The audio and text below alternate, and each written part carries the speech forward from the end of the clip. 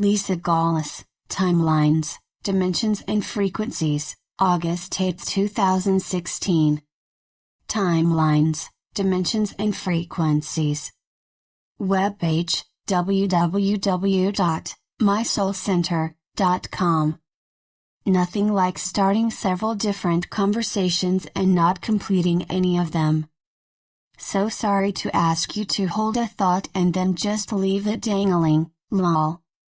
I want to start today with the unfinished expression of understanding from the timeline, the bridge of my 1973 to 1974 time. A purposeful separation of realities based on choices. We often think that kids are not held to the laws of karma as much as adults are.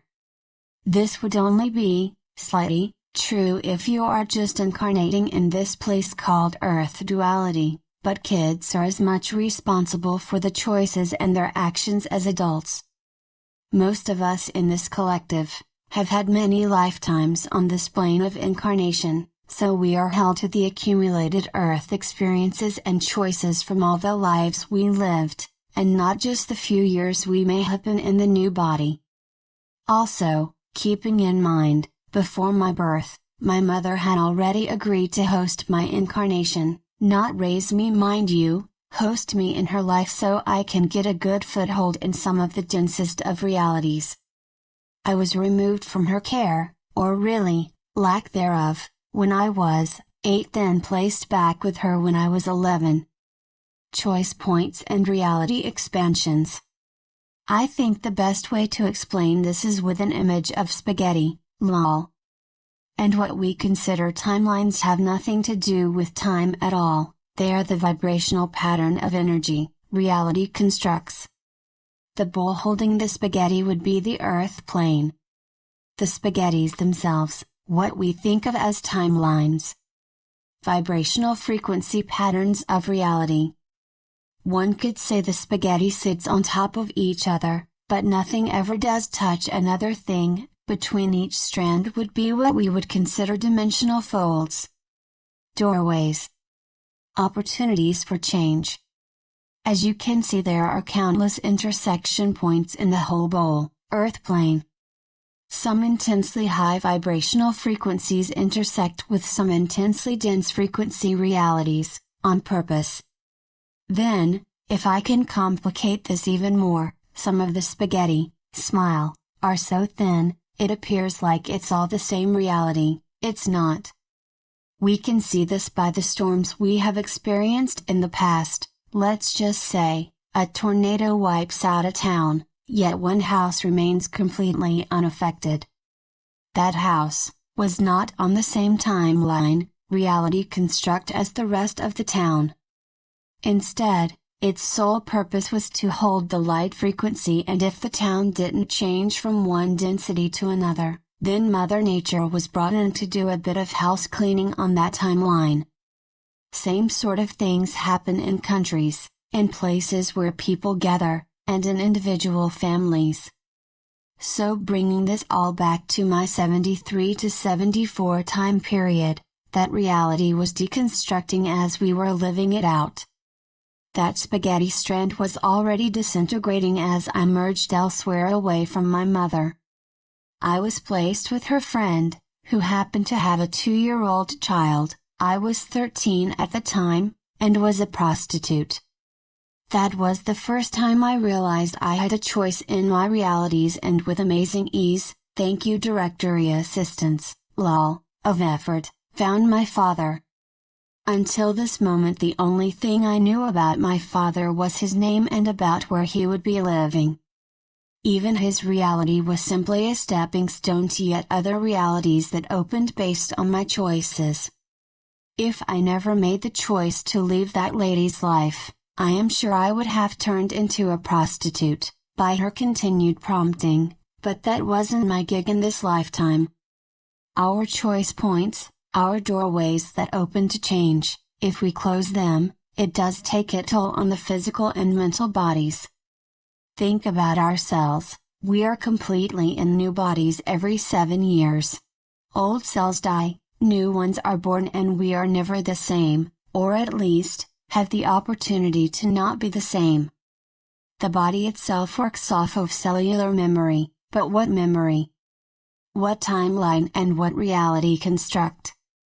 It all depends on if one walks through the doorway to higher experiences. That does not mean easier experiences, just higher in light vibration that must be applied and integrated. Knowing means little, living is everything. So now, let's go back to where I said to hold that thought with my mother's spine. Her lumbar spine. Her root chakra, connection to life, and her sacral chakra, sense of self, are in disease. It became as if her root was connected so deep to the density of duality, and yet the rest of her needed higher light to thrive within her soul agenda in this lifetime. But free will is pesky and oftentimes, repetitive. Through our collective efforts, we have opened her heart, but have not opened her mind yet. The heart and the mind must come to near the same frequency for the body to change its cellular makeup.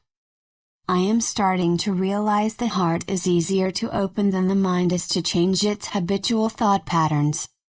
As I was doing the dishes yesterday, I was reminded that my mother was diagnosed years ago as a manic depressive. That's why she feels ill and barely gets out of her bed. Coupled with the week-long rains we have been having, her melatonin is lacking. I used to have SAD, and know the importance of self-light to complete depression removal. So as you all are holding the comfort energies here, I have been upping the joy energies and intermingling them with the waves of comfort moving through the space here. This morning I can see a profound effect, even if it is slight. She may want to go grocery shopping. The last several days, she has not wanted to do anything, so I see this as progress. Since we are still having avalanches of rain and flash flood warnings, I am not going to the office until this system that is parked on the coast, moves. Once we get her mind to open, to really start to feel and understand the light of life, we can start to updeck her timelines, her vibrational frequency that keeps her spine rotting. Then we can go into the cellular repair, but not before then. Her body could not handle it. Although my focal point is my mother, we are equally working an entire collective with our teamwork. Now to completely change the subject, more or less, I started asking my ET friends to allow me to have memory of their sleep time work. I want to be a conscious participant, damn it. The most I am getting at this moment, is vague, can I say very vague, awareness that they are here and doing stuff in the nighttime.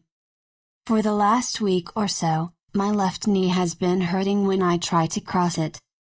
It only dawned on me last night that it was from the work my friends in the sky are doing. Flexibility and changing out the strength of foundation I work from, thigh strength and calf foundation of life. What we are learning to do, slowly and proficiently with my mother, will be needed on much larger scales in times to come. I want to thank my mother for being one of the greatest teachers I never expected to have in this phase of growth. I do find it interesting that my father and her father are guardians over her. They're constantly behind her. Two men that facilitated tremendous emotional pain in her young life and now fully assisting her wellness. I love that so much. Oh, an added note. Since yesterday I can see the most beautiful silver blue arc of energy from my office to my mom's home. I was just now told that the office is on a much higher timeline frequency than this house and the two are now assisting each other. Yay! I love you so much. We are an amazing team. 3. Hugs filled with open hearts and open minds to all. Lisa Gawlas.